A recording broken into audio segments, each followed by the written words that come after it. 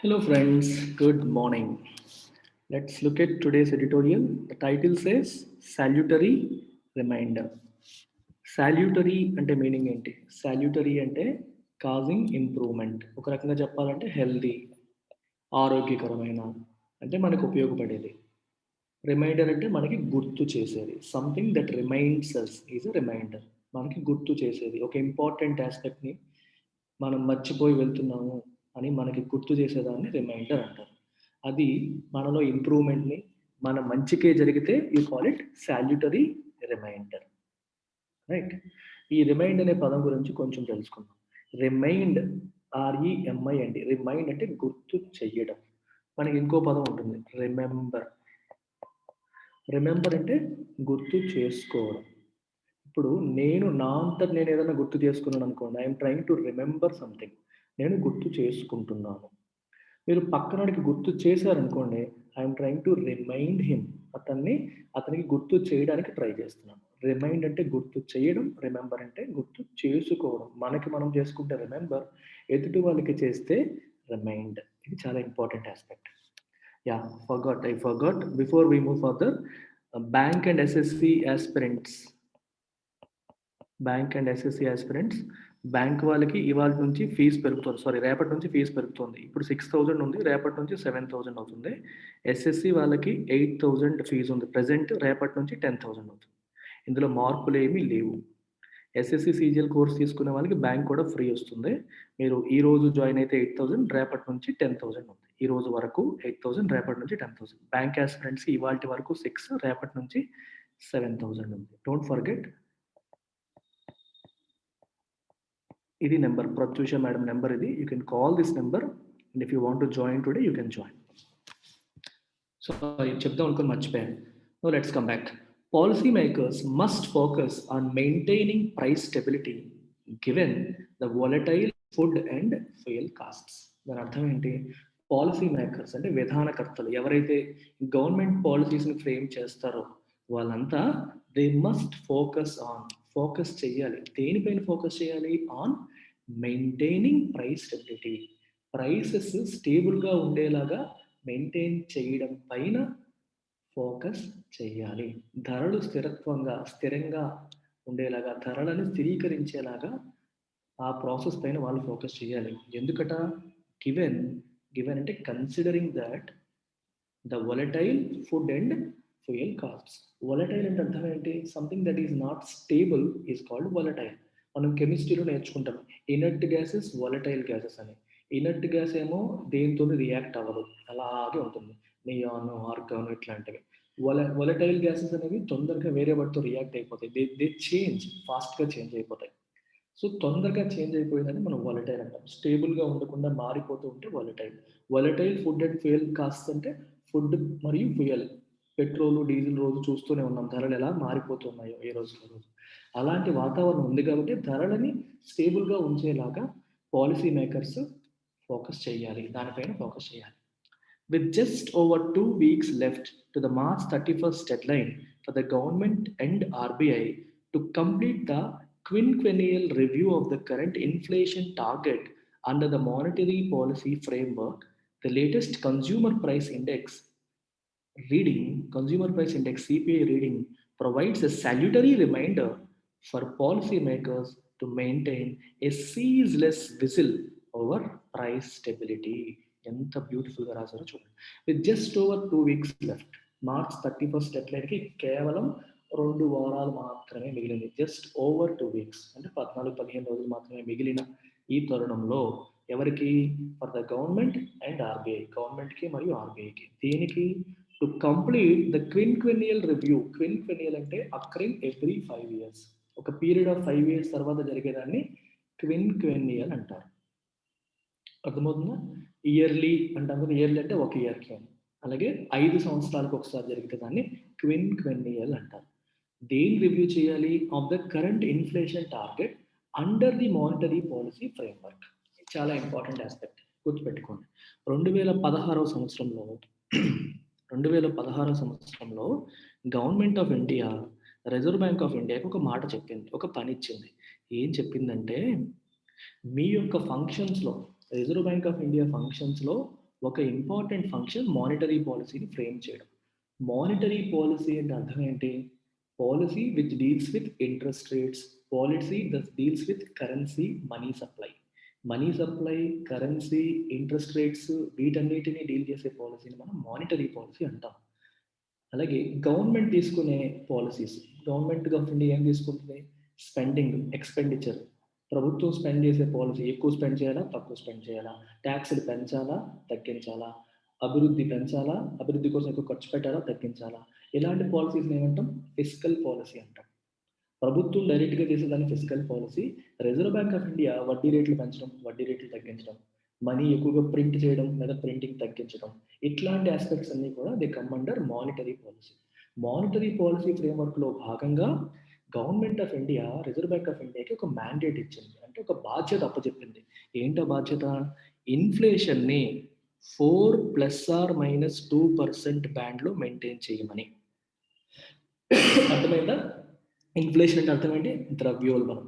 ద్రవ్యోల్బణం అంటే ధరల పెరుగుదల. సింపుల్గా చెప్పాలంటే ఒక సంవత్సర కాలంలో ఒక వస్తువు యొక్క ధర ఎంత పెరిగింది అని చెప్పేది inflation. The consistent rise, the rise in the prices of commodities or services over a fixed period of time is called inflation. Inflation అని చెప్పి అంటాం. మీకు ఈ వీడియో, ఎడిటోరియల్ వీడియో డిస్క్రిప్షన్లో ఇన్ఫ్లేషన్ అంటే ఏంటి, ఇన్ఫ్లేషన్ ఎలా మెజర్ చేస్తారు అని నేను ఆల్రెడీ ఎక్స్ప్లెయిన్ చేసిన వీడియోస్ యొక్క లింక్స్ పెడతాను, అవి చూడండి, సబ్జెక్ట్ నేర్చుకోవడం అవుతుంది. ఇన్ఫ్లేషన్ అంటే సింపుల్గా చెప్పాలంటే it indicates the rise in the prices. వస్తువుల యొక్క ధరల పెరుగుదలను అది ఇండికేట్ చేస్తుంది. ధరలు పెరిగితే ఏంటి నష్టం? మన జేబుకు చిల్లు పడుతుంది, అంతే కదా. మన దగ్గర 100 రూపాయలు ఉన్నాయి, ఇంతకుముందు లీటర్ 50 రూపాయలు ఉన్నప్పుడు పెట్రోల్ 2 లీటర్ల పెట్రోల్ కొట్టించేవాళ్ళం. ఇప్పుడు అదే 100 రూపాయలతో వెళ్తే మనకి 1 లీటరే వస్తుంది. పెట్రోల్ 100 రూపాయలు అయ్యేసరికి ఏమైంది? మనకి ఆ 100 రూపాయలే ఉంది ఇంతకుముందు, ఇప్పుడు కూడా 100 రూపాయలే ఉంది కదా. ఆ 100 రూపాయల యొక్క కొనుగోలు శక్తి తగ్గిపోయింది, పర్చేసింగ్ పవర్ తగ్గిపోయింది. ఇన్ఫ్లేషన్ పెరిగే కొద్దీ పర్చేసింగ్ పవర్ తగ్గిపోతుంది, తెలియకుండానే మన జేబుకి చిల్లు పడుతుంది. అర్థమవుతుందా? సో చాలా చాలా ఇంపార్టెంట్. ధరలు ఎక్కువగా పెరిగితే it's a worrying factor for especially middle class. డబ్బున్నవాడు ఎలాగో ఎఫర్ట్ చేయగలుగుతాడు, లోవర్ అండ్ మిడిల్ క్లాస్ వాళ్ళు చాలా చాలా ఇబ్బంది పడతారు.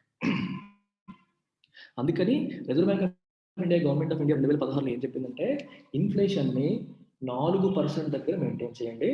ఒకవేళ తగ్గితే 2%కి, పెరిగితే 6%కి, అంటే 2 to 6% బ్యాండ్ మధ్యలో మెయింటైన్ చేయమని రిజర్వ్ బ్యాంక్ ఆఫ్ ఇండియాకి గవర్నమెంట్ ఆఫ్ ఇండియా చెప్పింది. దానికి రిజర్వ్ బ్యాంక్ ఆఫ్ ఇండియా ఒప్పుకుంది. ఒకవేళ ఎప్పుడైనా సరే దాన్ని మెయింటైన్ చేయలేకపోతే అది reserve Bank of India monetary policy failure కింద యాక్సెప్ట్ చేయాలి, ఎందుకు అది జరిగిందని చెప్పి వివరణ ఇచ్చి రిపోర్ట్ ఇవ్వాలి అని government of India, Reserve Bank of India ఒప్పందం చేసుకున్నాయి. అది ఎన్ని సంవత్సరాలకు చేసుకున్నాయి? 5 years. 5 సంవత్సరాలకి వాళ్ళు అలా ఒప్పందం చేసుకున్నారు. 5 yearsకి వాళ్ళు ఒప్పందం చేసుకున్నారు జరిగింది. ఇప్పుడు 2021 వచ్చింది. సో 5 years కంప్లీట్ అయిపోయాయి. సో దాన్ని ఇప్పుడు రివ్యూ చేస్తున్నారు. ఇప్పుడు కూడా మళ్ళీ సేమే మెయింటైన్ చేయాలా, ఇన్ఫ్లేషన్ టార్గెటింగ్ మెయిన్ అని చెప్పి చూడాలా, లేదా వేరే ఏమన్నా ఆలోచించాలా అనేది ఇప్పుడు రివ్యూ చేస్తున్నారు. సో దానికి సంబంధించి ఎడిటోరియల్ మనకి చెప్తుంది. అర్థమైందా? The latest consumer price index reading provides a salutary reminder for policy makers to maintain a ceaseless vigil over price stability. Vigil అంటే అర్థం ఏంటి? Vigil అంటే బీయింగ్ అలర్ట్, అలర్ట్గా ఉండడం. మనకి ఇంట్లో బెస్ట్ ఎగ్జాంపుల్ చెప్తాను. ఇంట్లో మన నాన్నగారికి ఒంట్లో బాగాలేదు అనుకోండి, ఏ టైంలోనైనా హార్ట్ అటాక్ రావచ్చు అనే పరిస్థితి ఉంది, డాక్టర్ గారు ఏమో మీరు ఒక కన్నేసి ఉంచాలని చెప్పారనుకోండి. అప్పుడు అమ్మకి నిద్ర పడుతుందా? పట్టదు. రాత్రంతా నాన్న పక్కనే కూర్చుంటుంది. So she keeps whistle. ఏమవుతుంది? ఆయన అలా ఒక కన్నేసి ఉంచడం. విజిల్ అంటే ఒక కన్నేసి ఉంచడం, అలర్ట్గా ఉండడం. సీజ్లెస్, సీజ్ అంటే అర్థం ఏంటి? End. If you cease something you end it. Ceaseless అంటే ఎండ్లెస్. ఎండ్లెస్ విజిల్ అంటే ఎండ్ లేకుండా అలా ఒక కన్నేసి ఉంచడం. దేనిపైన? Over price stability. ప్రైస్ స్టెబిలిటీని మనం గాలి వదిలేయకూడదు. ప్రభుత్వం ఎప్పుడు దానిపైన ఒక కన్నేసి ఉంచాలి అని ఎవరు మనకు రిమైండ్ చేస్తున్నారు? సాల్యూటరీ రిమైండర్ అన్నారు, ఇట్స్ హెల్దీ రిమైండర్. ఎవరు మనకు గుర్తు చేస్తున్నారు? Latest consumer price index numbers. Consumer price index numbers గుర్తు చేస్తాయి. అసలు కన్స్యూమర్ ప్రైస్ ఇండెక్స్ అంటే అర్థం ఏంటి? ఇన్ఫ్లేషన్ని మెజర్ చేయడానికి. ఇన్ఫ్లేషన్ అంటే ధరల పెరుగుదల అని చెప్పాం. ధరల పెరుగుదలని మెజర్ చేయడానికి ఉపయోగించే ఇండెక్స్ మనం కన్స్యూమర్ ప్రైస్ ఇండెక్స్ అని అంటాం. అసలు కన్స్యూమర్ ప్రైస్ ఇండెక్స్ అంటే ఏంటి? దాన్ని ఎలా మెజర్ చేస్తారు అని నేను ఆల్రెడీ వీడియో చేశాను. ఆ వీడియో లింక్ మీకు పెడతాను. Go through it. You will understand the concept.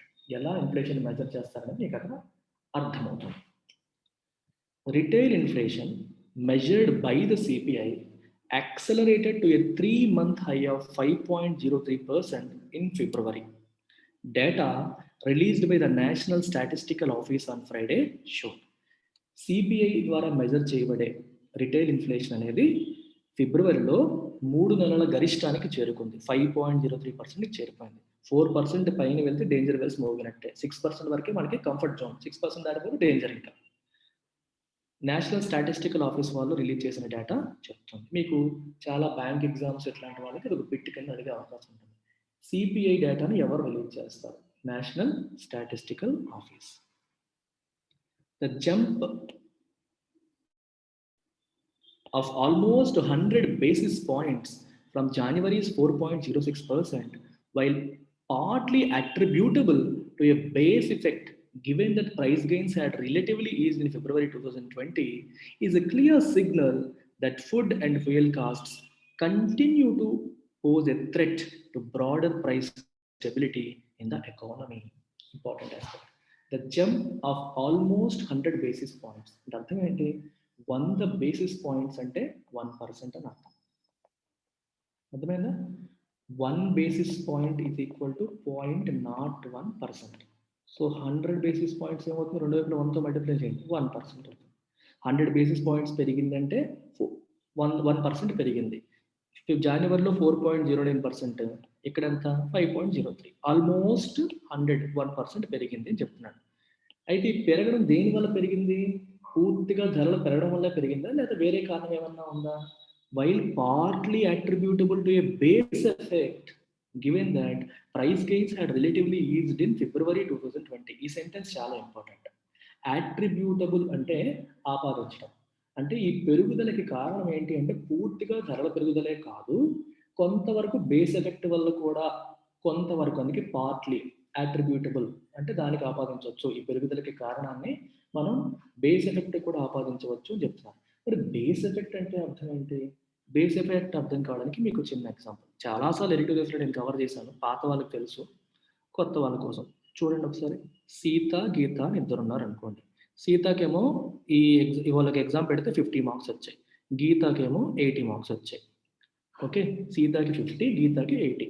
సరే, ఇద్దరు బాగా టీచర్లు తిట్టారు, 100 మార్కులకి మీకు ఇంకా తక్కువ వస్తున్నాయి, ఇంకా ఎక్కువ రావాలని కష్టపడి చదవండి అని చెప్పారు. తర్వాత మళ్ళీ ఎగ్జామ్ పెట్టాడు.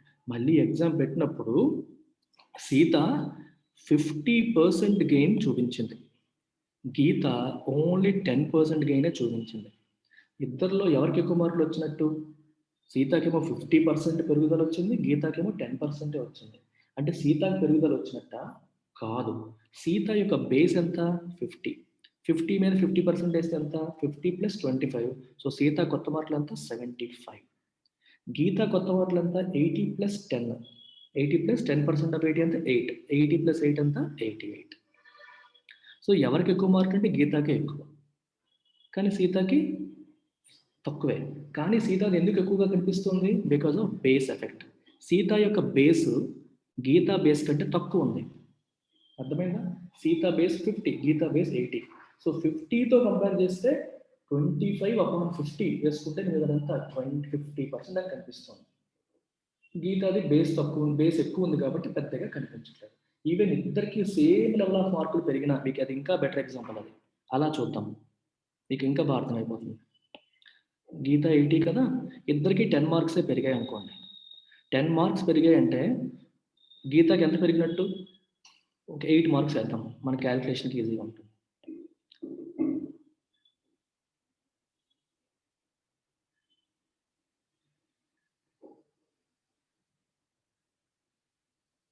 $80 కదా, +8 వేసుకోండి ఇద్దరికి.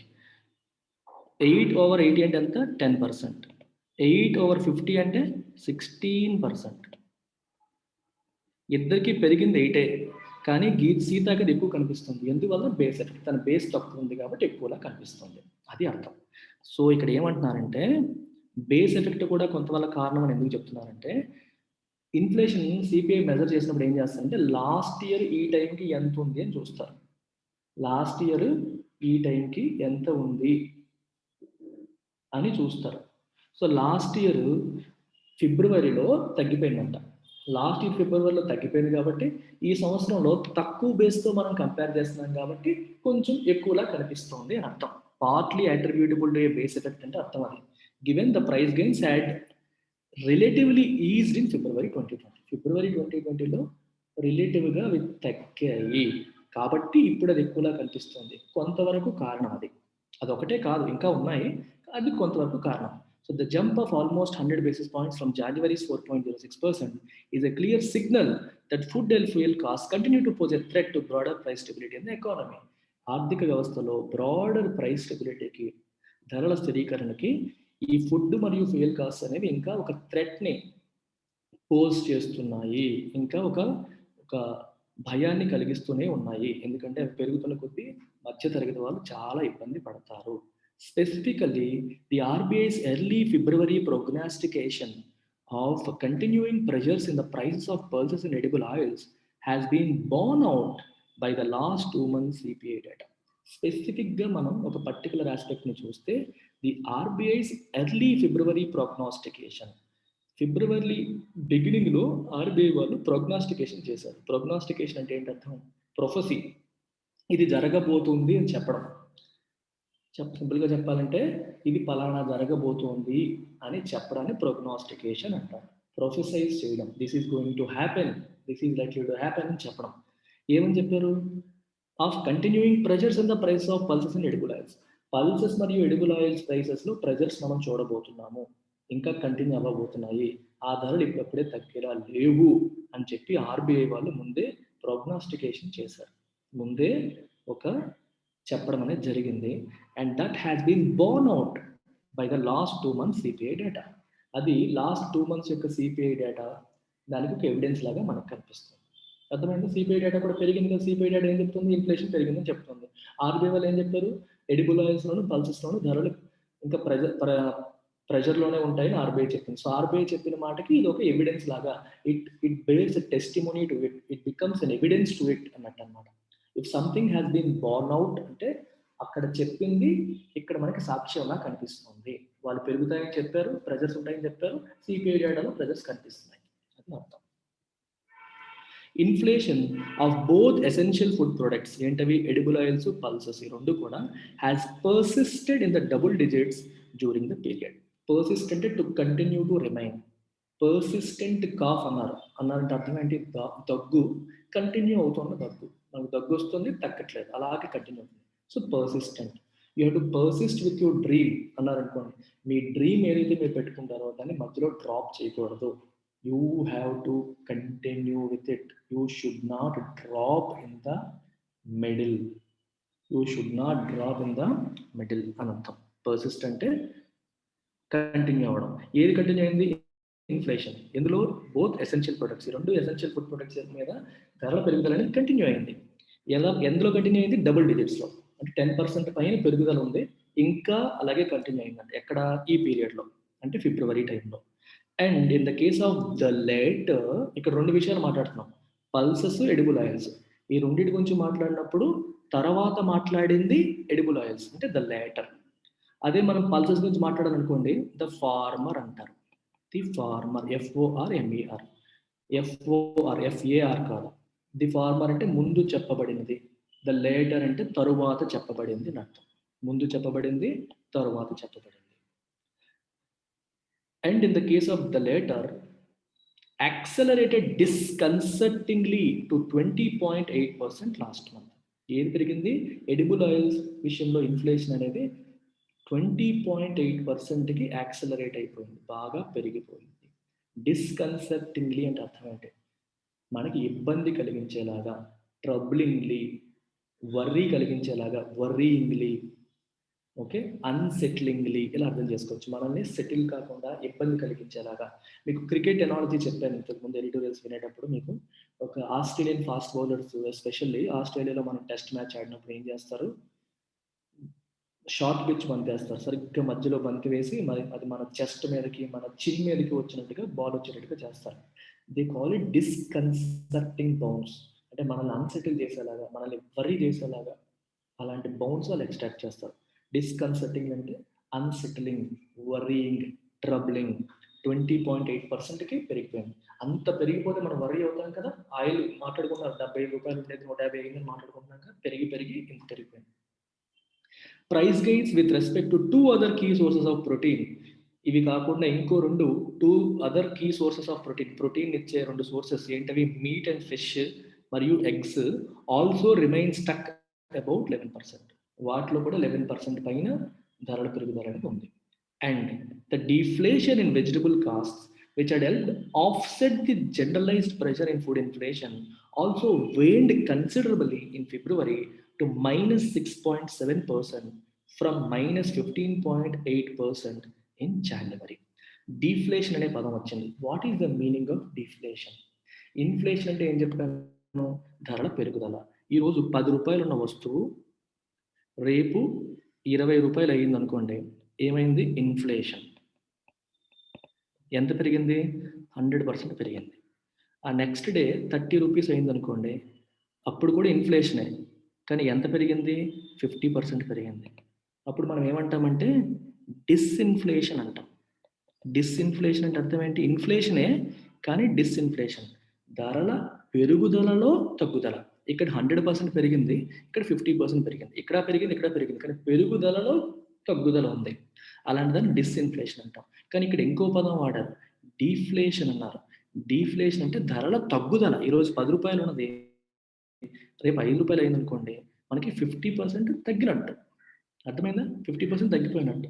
దీన్ని ఏమంటాం, డీఫ్లేషన్. డిస్ఇన్ఫ్లేషన్కి డీఫ్లేషన్కి అర్థమైందా? డీఫ్లేషన్ అంటే ధరల తరుగుదల, డిస్ఇన్ఫ్లేషన్ అంటే ధరల పెరుగుదలలో తగ్గుదల. ఇంతకుముందు 20% పెరిగింది, ఇప్పుడు 10% పెరిగింది అనుకోండి, అప్పుడు డిస్ఇన్ఫ్లేషన్. ఇంతకుముందు 10% పెరిగింది, ఇప్పుడు 5% తగ్గింది అనుకోండి, డిఫ్లేషన్. ఇక్కడ తగ్గింది, అందుకే కదా మీకు మైనస్లు కనిపిస్తున్నాయి. చూసారా, -6.7% ఇంతకుముందు, ఇప్పుడు -15.8%. ఓకే, లాస్ట్ టైం మనకి 15.8% ఉండేది జనవరిలో, -15.8%, అదే 15.8% తగ్గింది జనవరిలో. అది ఫిబ్రవరిలో 6.7% మాత్రమే తగ్గింది. వేన్ అంటే తగ్గడం, వేన్ అంటే తగ్గిపోవడం. ఇలా చూడండి, మనకి ఆఫ్సెట్ అంటే మీనింగ్ కూడా చూడండి ఎలా వస్తుందో. ఇప్పుడు ABC 3 ఉన్నాయి, ఇది 10% పెరిగింది. ఈ 3 కలిపి ఒక గ్రూప్ అనుకోండి, ఇది 10% పెరిగింది, ఇదేమో 10% తగ్గింది అనుకోండి. అప్పుడు ఏమంటాం, ఈ రెండిట్లో వచ్చిన పెరుగుదలని ఇది తగ్గించింది, ఆఫ్సెట్ చేసింది. ఒకదాని యొక్క ఇంపాక్ట్ని ఇది తగ్గించింది. 2 పెరిగాయి, ఇది కూడా పెరిగితే 3 కలిపి ఇంకా ఎక్కువ పెరిగిపోయేది. అలా కాకుండా ఇది దాని యొక్క ఇంపాక్ట్ని తగ్గించింది, అందుకే అక్కడ ఆఫ్సెట్ అనే పదం వాడారు. లాస్ట్ టైం జనవరిలో అన్ని పెరిగినప్పటికీ ఈ వెజిటబుల్ కాస్ట్ యొక్క బాగా తగ్గిపోవడం, -15.8% వెజిటబుల్ కాస్ట్లు బాగా తగ్గడం వల్ల ఓవరాల్ ఇంపాక్ట్ తగ్గింది. ఇప్పుడు ఆ తగ్గడం అనేది ఎంత, 6.7% తగ్గింది. జనవరిలో ఎక్కువ తగ్గాయి, ఇప్పుడు కొంచెం తగ్గాయి. The upshot was that. Upshot అంటే the final result was that, అంటే ఇవన్నింటి వల్ల అని అర్థం. అంటే ఎడిబుల్ ఆయిల్స్ పెరిగాయి, తర్వాత పల్సెస్ పెరిగాయి, మీట్ పెరిగాయి, ఫిష్ పెరిగింది, ఎగ్స్ కాస్ట్ పెరిగింది. తగ్గింది ఏంటి, ఓన్లీ వెజిటబుల్స్. వెజిటబుల్ కాస్ట్ ఒకటే తగ్గింది. దీని అన్నింటి యొక్క ఫైనల్ రిజల్ట్ ఏంటంట, it was that food and beverages as a combined category with a weight of 54.2% in the CPI witnessed an almost 160 basis points quickening in inflation to 4.25% last month from January's 2.67%. దీని అర్థం ఏంటి, వీటన్నింటి యొక్క final impact ఏంటి, food and beverages as a combined category. సిపిఐలో food and బెవరేజెస్కి 54.2% weightage ఉంది consumer price index. అందులో చాలా ఐటమ్స్ ఉంటాయి. సిపిఐ అంటే ఏంటంటే నేను వీడియో చేశాను, మీరు చూడండి. 54.5% ఉంది. ఓవరాల్గా 160 బేసిస్ పాయింట్స్ పెరగడం అనేది జరిగింది. అర్థమైందా? ఇది విట్నెస్ చేసింది ఏంటది 160 బేసిస్ పాయింట్స్ క్వికనింగ్ ని విట్నెస్ చేసింది. విట్నెస్ అంటే ఎక్స్పీరియన్స్. సి చెప్పాను, I have witnessed an accident. I witnessed an accident while I was going to office. నేను ఆఫీస్కి వెళ్తున్నప్పుడు యాక్సిడెంట్ ని చూశాను, ఎక్స్పీరియన్స్ చేశాను. విట్నెస్ అంటే సి ఎక్స్పీరియన్స్ అని అర్థం. 160 బేసిస్ పాయింట్స్ అంటే 1.6%. లాస్ట్ మంత్లో అలా పెరగడం వల్ల 4.25% వెళ్ళింది. జనవరిలో 2.67%. జనవరిలో 2.61% నుంచి ఫిబ్రవరిలో 4.25% కంటే 1.6% యాడ్ అయింది. Another equally worrisome source of inflationary pressure is the continuing upward trajectory in the prices of petroleum products. ఇదంతా ఒక సెగ్మెంట్, 54.2% సెగ్మెంట్ చూస్తాం. ఇంకొక ప్రాబ్లం ఏంటి మనకి? అనదర్ worrisome అంటే మనకి ఆందోళన కలిగించే source of inflationary pressure. Inflationary pressure యొక్క ఇంకొక ఈక్వల్లీ వరిసమ్ సోర్స్ ఏంటి? Is the continuing upward trajectory in the prices of petroleum products. Petroleum products యొక్క ప్రైసెస్ లో అప్వర్డ్ ట్రాజెక్టరీ, అండ్ అక్కడ కూడా ధరలు బాగా పెరుగుతున్నాయి. అప్వర్డ్ అంటే పైకి, ట్రాజెక్టరీ అంటే పాత్ టేకెన్. ఒక బాల్ విసిరామనుకోండి, ఇక్కడ నుంచి ఇలా పడిపోయింది అనుకోండి, this is called trajectory. The path taken, తీసుకున్న పాత్ మనం ట్రాజెక్టరీ అంటాం. ఇన్ఫ్లేషన్ లో అప్వర్డ్ ట్రాజెక్టరీ అంటే ఇలా పెరుగుతుంది అని. ఇందులో పెట్రోలియం ప్రైసెస్ లో దీనివల్ల ఏమవుతుంది? Transport and communication which directly reflect these prices saw inflation rocket by more than 200 basis points to 11.4% in February from 9.3% the preceding month. ధరలు, పెట్రోలియం ధరలు బాగా పెరగడం వల్ల ట్రాన్స్పోర్ట్ అండ్ కమ్యూనికేషన్ పెరిగిపోయాయి, వీటి కాస్ట్లు పెరిగిపోయాయి. వీటి ధరలు పెరగడం వల్ల ఆ రెండింటి యొక్క కాస్ట్లు కూడా బాగా పెరిగిపోతున్నాయి. అది 11.4% పెరిగింది ఫిబ్రవరిలో. జనవరిలో 9.3% అయితే, ప్రిసీడింగ్ అంటే దానికంటే ముందు, ప్రీసీడ్ ఇంతకు ముందున్న దాంతో కంపేర్ చేస్తే మనకి 9.3, జనవరిలో 9.3%, ఫిబ్రవరిలో 11.4% పెరగడం అనేది జరిగింది. అంటే మీకు కంగారు పడకండి, సిపిఐలో మల్టిపుల్ థింగ్స్ ఉంటాయి. Food and beverages, transport and communication, ఇలా మల్టిపుల్ ఉంటాయి. ఇదేమో 54.2% వెయిటేజ్, దీనికి ఇంకొంచెం వెయిటేజ్. ఇది ఎలా క్యాలిక్యులేట్ చేస్తారో నేను వీడియోలో క్లియర్గా చెప్పాను. Go through that, you will understand it. చాలా ఈజీ. ఎకానమీ అంటేనే ఈజీ సబ్జెక్ట్. ఎప్పుడు సరైన గైడెన్స్ ఉండి సరైన విధానం నేర్చుకుంటాం, లేకపోతే కంగారు అయిపోయి, టెన్షన్ అయిపోయి, ఏం అర్థం కాక. ఎందుకు చెప్తున్నానంటే, నాకు ఆర్సి రెడ్డి నుంచి, లా ఎక్సలెన్స్ నుంచి, చాలా ఫేమస్ ఇన్స్టిట్యూట్ నుంచి కూడా స్టూడెంట్స్ ఎకానమీ కోసం వస్తున్నారు నా దగ్గరికి. మళ్ళీ నాకు అప్పుడు అర్థమైంది, అంటే అక్కడ ఫ్యాకల్టీ బాగా చెప్పట్లేదు కానీ, బాగా చెప్పినా సరే పీపుల్ విల్ స్టిల్, మనకి ఒక లేమ్యాన్కి అర్థమయ్యే భాషలో, కొంచెం కాంప్లికేటెడ్ సబ్జెక్ట్ కాబట్టి బాగా అర్థమయ్యేలాగా సింపుల్ టర్మ్స్లో చెప్తే ఎవరికైనా అర్థమైపోతుంది. సో ఆ మెథడాలజీలో మన ఇన్స్టిట్యూట్లో చెప్పడం జరుగుతుంది. సో ఎకానమీ ఎవరైనా ఇబ్బందికరంగా ఉంటే మన ఇండియన్ ఎకానమీ కోర్స్, నేను రన్ చేస్తున్న ఇండియన్ ఎకానమీ కోర్స్ కూడా మీరు జాయిన్ కావచ్చు. మీరు మేడంకి ఫోన్ చేసి, ఆ నెంబర్కి, ఈ నెంబర్కి కాల్ చేసి మన ఇండియన్ ఎకానమీ కోర్స్లో కూడా మీరు జాయిన్ అవ్వాలంటే అవ్వచ్చు, ప్రాబ్లం ఏం లేదు. Diesel, the main fuel for freight carriage, is now hovering around 85 rupees per liter in many parts and will most certainly feed into the costs of everything requiring to be transported. Diesel freight క్యారేజ్కి main important source ఏది? Fuel ఏది? Diesel. Freight అంటే ఈ large number of goods that we carry, ట్రైన్లోనూ వీటిలోనూ carry చేయాలని freight అంటారు. Carriage అంటే క్యారీ చేయడం. అది is now hovering around 85 rupees per litre. లీటర్కి 85 రూపాయల చుట్టూ తిరుగుతుంది. హోవరింగ్ అరౌండ్ అంటే దాని చుట్టూ తిరగడం, దాన్ని 85 హోవరింగ్ అంటాం అనమాట. డీజిల్ రేట్లు పెరిగితే ఏమవుతుంది? కూరగాయలు మన ఊళ్ళో పండించారు, సిటీకి తెచ్చారు, మరి డీజిల్ కాస్ట్ పెరిగినప్పుడు ట్రాన్స్పోర్ట్ కాస్ట్ పెరిగిపోతుంది కదా. ట్రాన్స్పోర్ట్ కాస్ట్ పెరిగినప్పుడు మనకి కూరగాయల ధరలు పెరుగుతాయి కదా. అలా ప్రతి దాని మీద కూడా will certainly feed in to the cost of everything required to be transported. Transport అవసరమైన ప్రతి ఒక్క దాని వస్తువు ధర కూడా పెరుగుదలకు కారణమవుతుంది.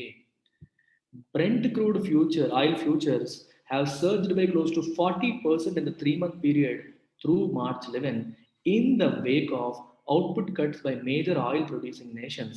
Another worrying portent for inflation. ఇంకో ప్రాబ్లం ఏంటి?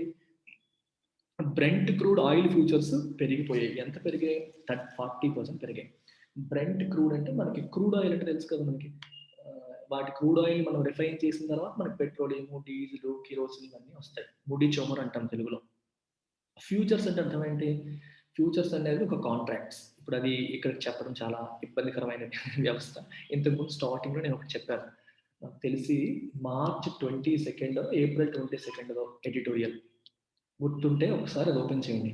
లాస్ట్ ఇయర్ది 2020లో మార్చ్ 22 అది ఏప్రిల్ 22 ఆ డేట్ ఒకసారి మీరు చెక్ చేస్తే మన దాంట్లో ఉంటుంది, ప్లేలిస్ట్లోకి వెనక్కి వెళ్ళండి. అందులో ఆయిల్ ఫ్యూచర్కి సంబంధించిన ఒక ఎడిటోరియల్ ఉంటుంది. అందులో ఫ్యూచర్స్ అంటే ఏంటి, అవి ఎలా ఫంక్షన్ చేస్తాయని చాలా డీటెయిల్గా చెప్పాను, ఎడిటోరియల్లోనే చెప్పాను. ఒకసారి చూడగలిగితే అది చూడండి. ఫ్యూచర్స్ అంటే మనకి ఫ్యూచర్స్ చూస్తే మనకు అర్థమైపోతుంది ధరలు ఫ్యూచర్లో పెరగబోతున్నాయా తగ్గిపోతున్నాయి అనేది కూడా క్లారిటీ వస్తుంది. అది ఫ్యూచర్స్ ఏం పెరిగి 40% పెరిగిపోయి అంటే ధరలు పెరగబోతున్నాయి అని చెప్పి మార్కెట్ ఎక్స్పెక్ట్ చేస్తుంది అని అర్థం సింపుల్గా. సర్జ్ అంటే బాగా పెరిగిపోవడం. ఇన్ ద వేక్ ఆఫ్ అంటే అర్థం ఏంటి, ఫాలోయింగ్, యాజ్ ఏ కాన్సిక్వెన్స్, ఒకదాని పర్యవసానంగా, ఈ ఈవెంట్ జరగడం వల్ల, జరగడం మూలాన అని చెప్పినప్పుడు ఇన్ ద వేక్ ఆఫ్ అంటాం. ఏం జరిగింది, output cuts by major oil producing nations. Oil produce చేసే నేషన్స్ ఏవైతే దేశాలు ఏవైతే ఉన్నాయో అంటే ఇరాను, సౌదీ అరేబియా ఇలాంటి కంట్రీస్ అవుట్పుట్ కట్ చేసాయి. ఆయిల్ అనేది ఎక్కడొస్తుంది, కింద తవ్వుతారు కదా చమురు బావుల్లోంచి, అది ఎంత తీయాలంటే అంత వస్తుంది, ఆపాలంటే ఆపేస్తారు. సో అవుట్పుట్ని కట్ చేశారు కావాలని. సప్లై ఎక్కువైపోతే మనకి ధరలు తగ్గుతాయి, సప్లై తగ్గితే ధరలు పెరుగుతాయి. వాళ్ళు సప్లై తగ్గించారు, సో దానివల్ల ఏమైంది, ధరలు 40% పెరిగిపోయాయి. Right. In the Wake of అంటే ఫాలోయింగ్, యాజ్ ఎ కాన్సిక్వెన్స్, ఇలా తగ్గించడం వల్ల, దాని పర్యవసానంగా అని అర్థం. ఇది కూడా another very important for inflation. అంటే పెట్రోల్ డీజిల్ ధరలు ఇంకా పెరిగే అవకాశం ఉంటుంది, ఎందుకంటే ముడి చమురు నుంచి ఇవన్నీ వస్తాయి. ముడి చమురు ధరలు పెరిగిపోతుంటే పెట్రోల్ డీజిల్ ధరలు కూడా ఇంకా పెరిగే అవకాశం ఉంది. ఇది ఇంకొక వెరీ ఇంపార్టెంట్. పోర్టెంట్ అంటే సైన్, సింబల్, సిగ్నల్ అని అర్థం. దీనికి ఇన్ఫ్లేషన్కి ధరలు పెరుగుతాయని ఇది ఇంకొక సింబల్, సిగ్నల్ అని అర్థం చేసుకోవచ్చు. With the RBI's own researchers having so cogently laid out the case for persisting with the current flexible inflation targeting regime of ensuring that price gains stay within the 2% to 6% band in the central bank's first report on currency and finance in 8 years. Okay, మొత్తం ఒకటే sentence. Policy makers must stay laser focused on keeping price stability front and center of their fresh framework for the next quinquennium. Okay, ఈ sentence చూడండి. With the RBI's own researchers, ఆర్బీఐలో ఉన్న researchers ఎవరైతే ఉన్నారో వీళ్ళంతా ఏం చేశారంట, having so cogently laid out the case. Cogently అంటే అర్థం ఏంటంటే ఇన్ ఏ వే. కోజెంట్లీ అంటే మీనింగ్ అంటే in a way that is convincing, persuading అంటే మనల్ని కన్విన్స్ చేసే విధంగా, లాజికల్గా రీజనింగ్ కరెక్ట్గా ఇస్తూ మనల్ని కన్విన్స్ చేసే విధంగా దే బిల్ట్ ఎ కేస్. దేనికి, ఇప్పుడు ఉన్న ఇన్ఫ్లేషన్ టార్గెటింగ్ సిస్టమ్ ఏదైతే ఉందో, రెజీమ్ అంటే సిస్టమ్ ఆఫ్ గవర్నెన్స్, ఇప్పుడున్న ఇన్ఫ్లేషన్ టార్గెటింగ్ రెజీమ్ అయితే ఉందో అదే పర్సిస్ట్ అవ్వాలి, దాంతోనే మనం కంటిన్యూ అవ్వాలి అని చెప్పి రిజర్వ్ బ్యాంక్ వాళ్ళ inside researchers they created a case. ఇలాగే ఉండాలని వాళ్ళు చెప్తున్నారు. రైట్. ఇలా చెప్తున్న ఈ క్రమంలో ఎలా ఉండాలి, 2% to 6% బ్యాండ్లోనే మెయింటైన్ చేయాలి అని చెప్తున్నారు. ఎందులో చెప్పారు, ఫస్ట్ రిపోర్ట్ అని కరెన్సీ అండ్ ఫినాన్స్ ఇన్ 18. గత 8 సంవత్సరాల్లో వచ్చిన మొట్టమొదటి రిపోర్ట్ కరెన్సీ మరియు ఫినాన్స్ మీద వాళ్ళు రిపోర్ట్ ఇచ్చిన మొట్టమొదటి రిపోర్ట్లో క్లియర్ కట్గా ఇదే మెయింటైన్ చేస్తే బెటర్ అని చెప్తున్నారు. So policy makers must stay laser focused on keeping price stability front and center of their fresh framework for the next quinquennium. Quinquennium అంటే నెక్స్ట్ 5 years కి, రాబోయే 5 సంవత్సరాలకి గవర్నమెంట్ తయారు చేయబోయే ఫ్రెష్ ఫ్రేమ్వర్క్లో ప్రైస్ స్టెబిలిటీనే సెంటర్లో పెట్టాలి, దానికి ప్రధానమైన ఇంపార్టెన్స్ ఇవ్వాలి, లేజర్ ఫోకస్ దానిపైనే ఉండాలి. లేజర్ ఫోకస్ ఎలా ఉంటామో అలా ఉండాలి అని చెప్పి చెప్తున్నారు. ఎందుకంటే ఆర్బీఐ రీసెర్చర్స్ కూడా అదే చెప్తున్నారు, ఆల్రెడీ ఇబ్బందులు ఉన్నాయి కాబట్టి గవర్నమెంట్ మళ్ళీ ఈ రివ్యూలో కూడా ప్రైస్ స్టెబిలిటీకి ఇంపార్టెన్స్ ఇవ్వాలి, రిజర్వ్ బ్యాంక్ ప్రైస్ని కంట్రోల్ చేయమని చెప్పాలి అని చెప్తున్నారు. Any effort to dilute the focus in a purported bid to prioritise growth risks putting the economy on a perilous path that may secure neither objective. Excellent concluding statement. ఈ statement ఏం చెప్తుంది, any effort to dilute the focus, focus dilute చేసేలాగా ఏదైనా ప్రయత్నం జరిగితే, what is the meaning of dilute, ఎక్కువ water వేసేయడం. అది వాటర్ వేయడం ఏంటి, దానికి ఏంటి సంబంధం ఎక్కడ అని మీకు అనిపిస్తుంది. మీకు కాన్సన్ట్రేటెడ్ హైడ్రోక్లోరిక్ యాసిడ్ తీసుకోండి, అది ఎంత పవర్ఫుల్గా ఉంటుంది. వాటర్ వేయండి, అప్పుడు ఏం చేసినట్టు మనం డైల్యూట్ చేసాం.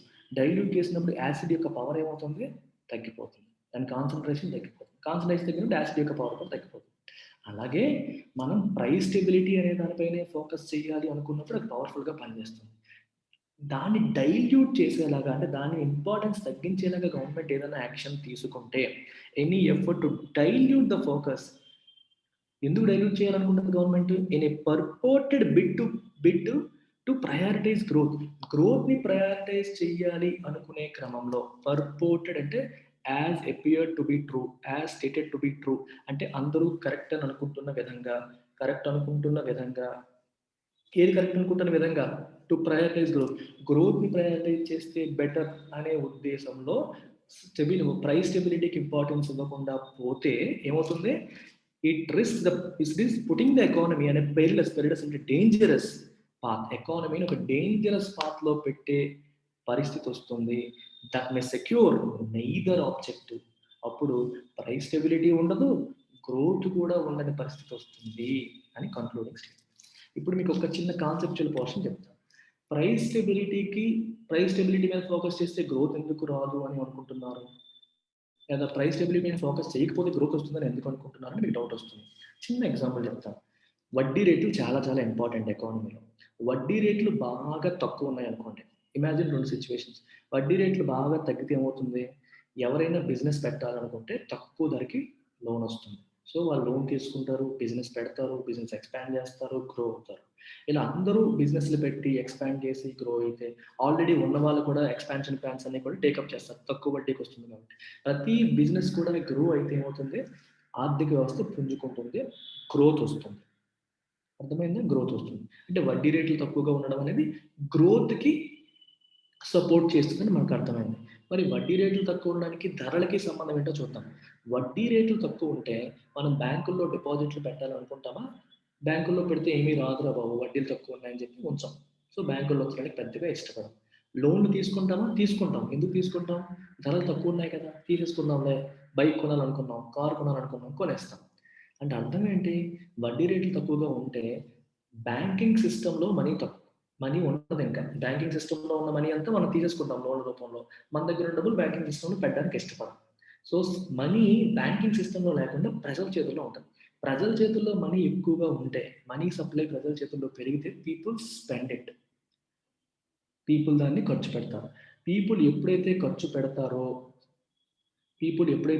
పెడతారో ఎక్కువగా ఏమవుతుంది, వెన్ యూ స్పెండ్, డిమాండ్ పెరిగిపోతుంది, వస్తువులకి డిమాండ్ పెరిగితే ఏమవుతుంది, ధరలు పెరిగితే ఇంకా ప్రైస్ స్టెబిలిటీ ఎక్కడ ఉంటుంది.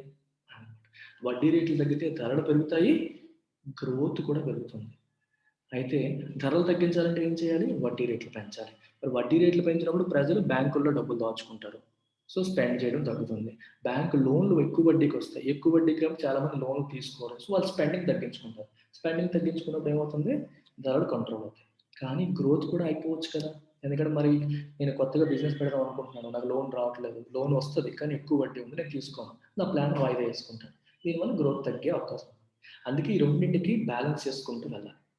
వడ్డీ రేట్లు ఎక్కువగా ఉంటే గ్రోత్కి సపోర్టివ్గా ఉండదు, కానీ ధరలు కంట్రోల్ అవుతాయి. వడ్డీ రేట్లు తక్కువ ఉంటే గ్రోత్కి సపోర్టివ్గా ఉంటుంది, కానీ ధరలు పెరిగిపోతాయి. ధరలు పెరిగిపోవడం వల్ల కూడా మళ్ళీ నష్టాలు ఉన్నాయి. ధరలు పెరిగిపోవడం వల్ల జనాల కొనుగోలు శక్తి తగ్గిపోతుంది. కొనుగోలు శక్తి తగ్గిపోవడం వల్ల కూడా డిమాండ్ తగ్గిపోవచ్చు వస్తువులకి. సప్లై బాగానే ఉంటుంది, ఎందుకంటే వాళ్ళందరూ ప్రొడ్యూస్ చేస్తారు, కానీ జనానికి కొనుగోలు శక్తి తగ్గిపోతే ఇన్ఫ్లేషన్ వల్ల, ఈరోజు నేను 10,000 రూపాయలతో ఇంటికి వచ్చానంటే నాకు సరిపోయి, ఇప్పుడు 10,000 సరిపోవట్లేదు, 15,000 అవుతున్నాయి నాకు ధరలు పెరిగిపోవడం వల్ల. అప్పుడు నేను మిగిలిన ఐటమ్స్ కొనడం తగ్గించుకుంటాను కదా, నాకు కొనుగోలు శక్తి తగ్గిపోతుంది కదా. లాస్ట్ పాయింట్ అదే, ఈ ధరలు ఎక్కువగా పెరిగిపోవడం వల్ల it may secure neither objective. అటు ధరలు పెరిగిపోతాయి, జనాలకి కొనుగోలు శక్తి తగ్గిపోవడం వల్ల ఏమీ కొనకపోవడం వల్ల డిమాండ్ తగ్గిపోవడం వల్ల గ్రోత్ కూడా ఉండదు. నువ్వు ప్రొడ్యూస్ చేస్తావు, కొనేవాడు లేకపోతే ఏమవుతుంది, బిజినెస్ వల్ల డల్ అయిపోతుంది, గ్రోత్ అయిపోతుంది. అందుకే నెయిదర్ ఆబ్జెక్టివ్, 2 ఆబ్జెక్టివ్స్ సర్వ్ చేయని పరిస్థితి రావచ్చు అనేది అర్థం. ఈ లాస్ట్ స్టేట్మెంట్ మీకు సమ్మరీ కూడా, మళ్ళీ వేరేగా నేను చెప్పాల్సిన అవసరం లేదు. That's it. 2 or 3 final announcements మళ్ళీ చెప్తున్నాను. బ్యాంక్ ఎస్ఎస్సి సిజిఎల్ ఆస్పిరెంట్స్ ఇవాళ నుంచి అంటే రేపటి నుంచి 16th నుంచి ఫీజు పెరుగుతుంది. అంటే ఇవాళ లాస్ట్ డేట్. 6,000 ఉన్నది కాస్త 7,000 అవుతుంది బ్యాంక్ ఫీజు. ఎస్ఎస్సి సీజీఎల్కి 8 నుంచి 10 అవుతుంది. ఎస్ఎస్సి సీజీఎల్ తీసుకునే వాళ్ళకి బ్యాంక్ కోర్స్ కూడా ఫ్రీగా వస్తుంది. జాయిన్ అవ్వాలంటే ఇవాళే లాస్ట్. రేపటి నుంచి పక్కాగా పెరిగిపోతుంది. Next thing, Indian economy for UPSC నేను ఆఫర్ చేస్తున్న కోర్సు ఫ్రెష్ బ్యాచెస్ April 1 నుండి స్టార్ట్ అవుతున్నాయి. మీరు ఇవాళ జాయిన్ అవ్వాలన్నా జాయిన్ అయిపోవచ్చు. ఆల్రెడీ లాస్ట్ సైకిల్కి కవర్ చేసిన కంప్లీట్ యాక్సెస్ మీకు వస్తుంది. మళ్ళీ ఈ రోజు టైం వేస్ట్ కాకుండా మీరు చూడొచ్చు. April 1 నుంచి ఫ్రెష్గా మళ్ళీ 1 నుంచి స్టార్ట్ చేస్తాం.